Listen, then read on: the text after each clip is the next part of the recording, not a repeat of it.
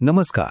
जर तुमचा वितरण किंवा डीलरशिपचा व्यवसाय असेल तर तुम्हाला हे चांगलंच माहीत असेल की रोजच्या कामांमध्ये किती गुंतागुंत असते.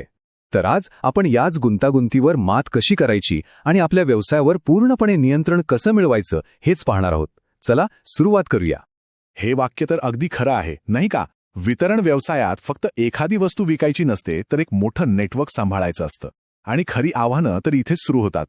बरं, मग ही रोजची धांदल नेमकी कशामुळे होते? चला जरा खोलात जाऊन बघूया. विचार करा, प्रत्येक डीलरसाठी वेगळी किंमत, अनेक गोदामांमधल्या मालाचा हिशोब ठेवणं आणि जरा जरी हिशोब चुकला की थेट नफ्यावर परिणाम होतो. या सगळ्या गोष्टींमुळे काय होतं तर व्यवसायाचा वेग कमी होतो आणि चुका वाढत जातात. आणि त्यातल्या त्यात अकाउंटिंगसाठी वेगळं आणि इन्व्हेंटरीसाठी वेगळं सॉफ्टवेअर वापरत असाल मग तर विचारायलाच नको. तर मग या सगळ्या गोंधळावर उपाय काय? याचं उत्तर आहे एक असं केंद्रीय कमांड सेंटर जिथून सगळ्या गोष्टींवर आपण नियंत्रण ठेवू शकतो. आता तुम्ही म्हणाल झोहो बुक्स हे तर अकाउंटिंग सॉफ्टवेअर आहे. पण नाही, याला फक्त एक अकाउंटिंग टूल समजू नका. हे एक आर्थिक कमांड सेंटर आहे जे खास तुमच्यासारख्या वितरण व्यवसायाच्या गरजा लक्षात घेऊनच बनवलं आहे. यातली खरी जादू आहे ना, ती ऑटोमेशनमध्ये आहे. ऑटोमेशनमुळेच आपण मॅन्युअल डेटा एंट्रीच्या चक्रातून बाहेर पडू शकतो आणि आपला वेळ आणि श्रम दोन्ही वाचवू शकतो.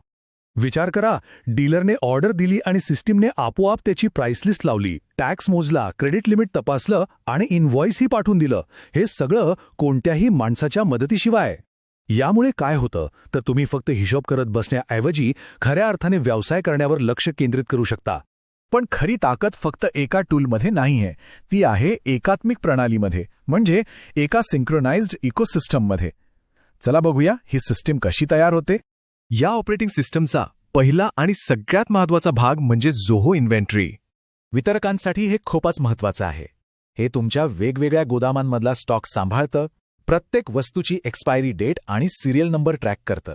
आणि सगळ्यात भारी गोष्ट म्हणजे गोदामातून माल बाहेर पडल्या त्याची नोंद झोहो बुक्समध्ये आपोआप अपडेट होते.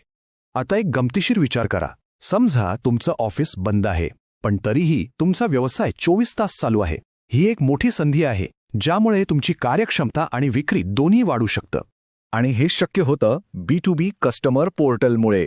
हे खरंच एक गेम चेंजर आहे. यामुळे तुमचे डीलर स्वतःच्या लॉगिनमधून कधीही ऑर्डर देऊ शकतात, स्टॉक तपासू शकतात आणि पेमेंटसुद्धा करू शकतात.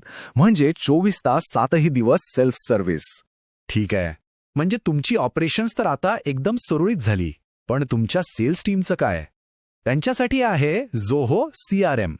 यामुळे काय होतं तर तुमची जी फील्डवरची टीम आहे ती मोबाईलवरूनच ऑर्डर घेऊ शकते. त्यांचं टार्गेट किती पूर्ण झालंय हे तुम्ही सहज ट्रॅक करू शकता. आणि प्रत्येक डीलरसोबत काय बोलणं झालं, काय व्यवहार झाला याची सगळी माहिती एकाच ठिकाणी मिळते.